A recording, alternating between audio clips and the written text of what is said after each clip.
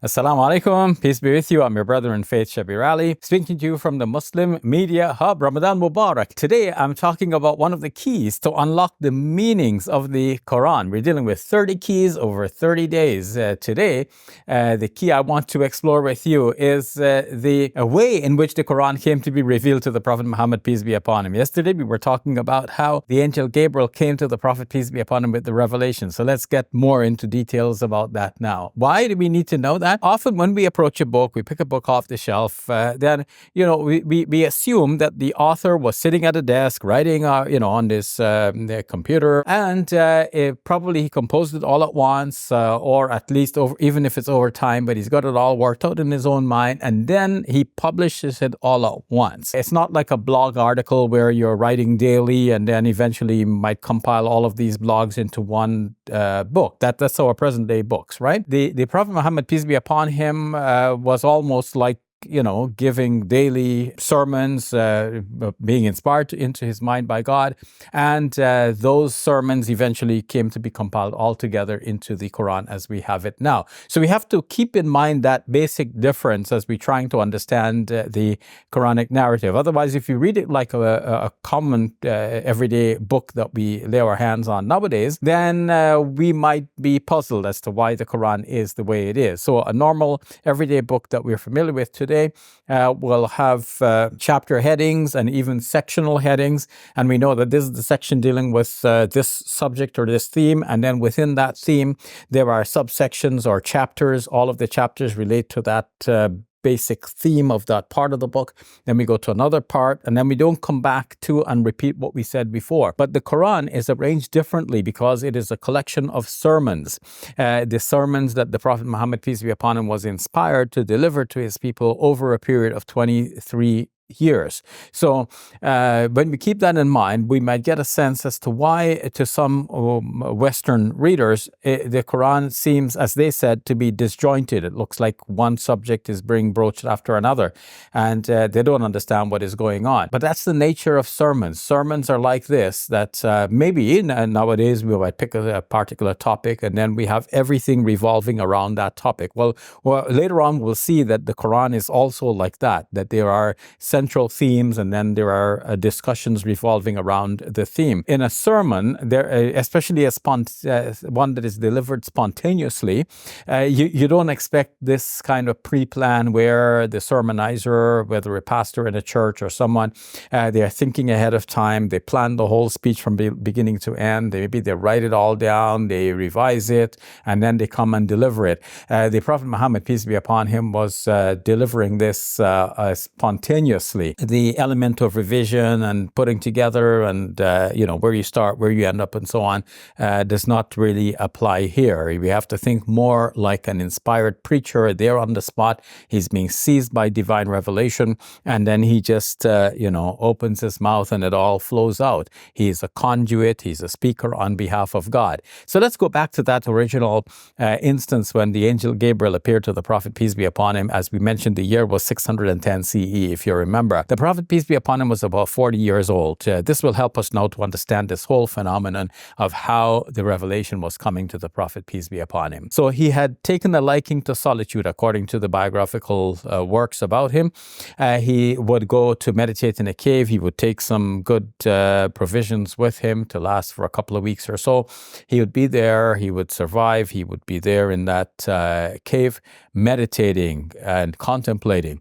And then on one such occasion, suddenly the angel Gabriel appeared to him and directed him, saying, read, in the Arabic language, Iqra. And he asked, what should I read? And what he said is recorded to us in Arabic. It can be interpreted two ways. Either he's saying, I'm not a reader, or what shall I read?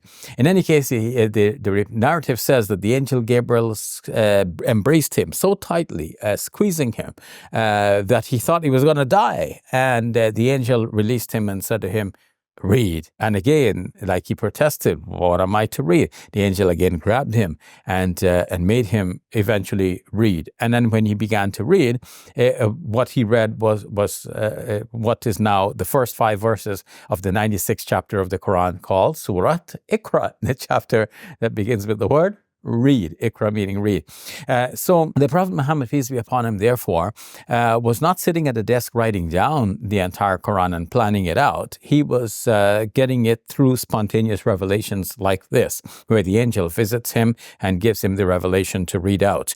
The Quran in the second chapter says, "Man kana aduwwan li Jibril fa innahu nazzalahu ala qalbika bi'idhnillah."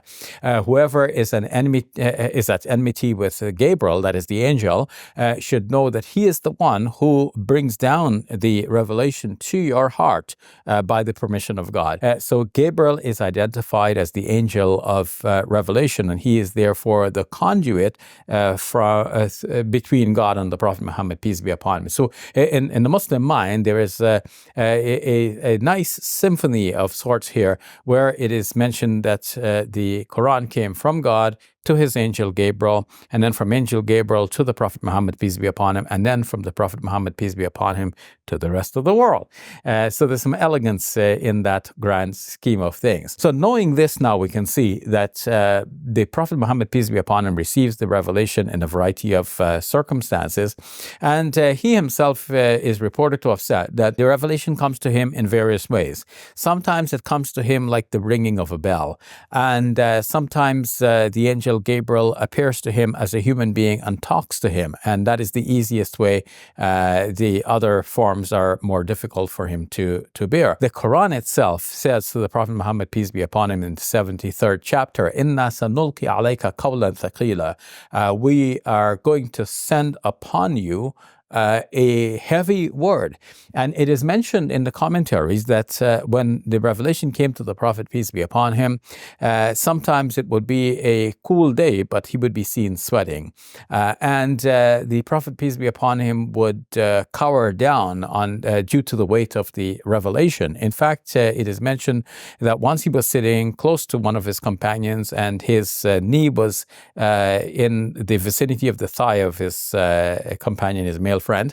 When the revelation seized him, the Prophet's knee became so heavy on the thigh of his companion that companion said, "I thought that my thigh would break." On another occasion, it is mentioned that the Prophet, peace be upon him, was sitting on a camel, and when the revelation seized him, the weight of it was such that the camel actually sank to the ground. Or so it is reported by the people who observed him, as mentioned in the later books of Hadith narrative. All of these give us a sense that the Prophet Muhammad, peace be upon him, was not planning the Quran on his own.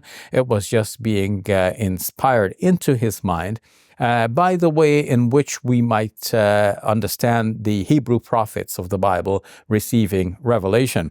Sometimes the prophets of the Bible behaved in strange ways. Like, for example, the prophet Isaiah, it is said that once he walked around naked.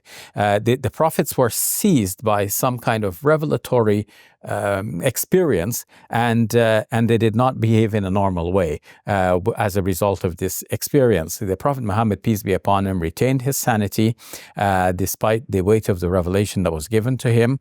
He was a wise person. He was known to be very sagely among his people, and of course he was a governor and a military leader and so on. He excelled in so many different spheres of life that Michael Hart, the writer of the book 100, the ranking of the most influential persons in history, placed our Prophet Muhammad, peace be upon him, as number one. So when we think about all of this, we should realize that the Prophet Muhammad, peace be upon him, in reciting the Quran as he did over the period of 23 years, having received it in various ways, and now is giving us obviously a book that is a collection of his sermons, and it is not the kind of book that we're familiar with today with sectional headings and chapters as we are familiar with. Now, the Quran, of course, comprises 114 of what we call chapters. They're called surahs in Arabic. Later on, we'll talk about the construction of the Quran to see how the surahs actually are composed. But for the moment, they are usually composed in a mirror fashion or in a ring form, formation, so that often there is a theme, and then the Quran starts with mention of that, and then it comes back around to the same theme towards the end. But more on that later. For the moment, let us appreciate that there are times when we are going to read the Quran, and it may seem, as some Westerners have complained, that it's like a jumble, like with one topic going after another, and we can't seem to make heads or tails of it. When we deal more about the structure of the Quran, we will see how things actually fit together, whereas it may not appear so at first glance. One final point very quickly about this is that in a sermon, let's say, I'm talking to you now, and something happens beside me, and I turn to people around me and I give them some instruction, or I say for something, or I ask for a cup of coffee or something like this. So all of this, if they were recorded, it would sound jumbled later on. Like this guy was talking about circumstances of divine revelation, and then suddenly he called for a cup of coffee. Like, what's going on here? When it's in writing, it appears differently and odd.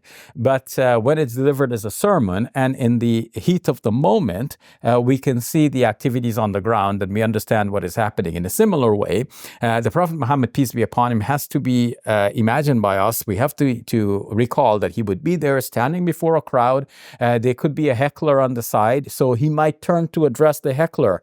There could be somebody who is approaching the Prophet Muhammad, peace be upon him, with faith, as opposed to the one who is heckling. And the Prophet, peace be upon him, turns to him and addresses him as a faithful believer. So two different types of addresses right here in the same scene, or in the midst of him delivering a longer sermon on a particular topic. So this is one of the reasons why the Quran may appear to be disjointed to some people. But when we understand the way in which the Quran was revealed to the Prophet, peace be upon him, that is a key to unlocking the meaning of the Quran, because now we can understand the changes that are occurring, why there is a change of addressee, why it goes from singular to plural, why it goes from us to them, and so on. Because this is a continual discourse between God and His Prophet and His listeners right there on the spot. So I hope this will help you. It is one of the keys to unlocking the meaning of the Quran. Tomorrow, join me again. We will look at more specific circumstances in which the Quran was revealed, occasion for occasion. I'm your brother in faith, Shabir Ali, speaking to you from the Muslim Media Hub, saying peace be with you and Ramadan Mubarak. This Ramadan, we're making history together. Behind me is the building you helped us purchase for the sake of Allah for the establishment of the Muslim Media Hub. We've started filming our television program here called Let the Quran Speak, and we're training the youth to produce other such shows and videos for social media so that we can present the message of Islam to the wider world. This Ramadan, you can help us to raise $100,000 for the sake of Allah Azza wa Jal. Please go to our website, muslimmediahub.com. May Allah bless you and all of your loved ones this Ramadan and forever. I'm your brother in faith, Shabir Ali, saying Assalamu alaikum, peace be with you, and Ramadan Mubarak.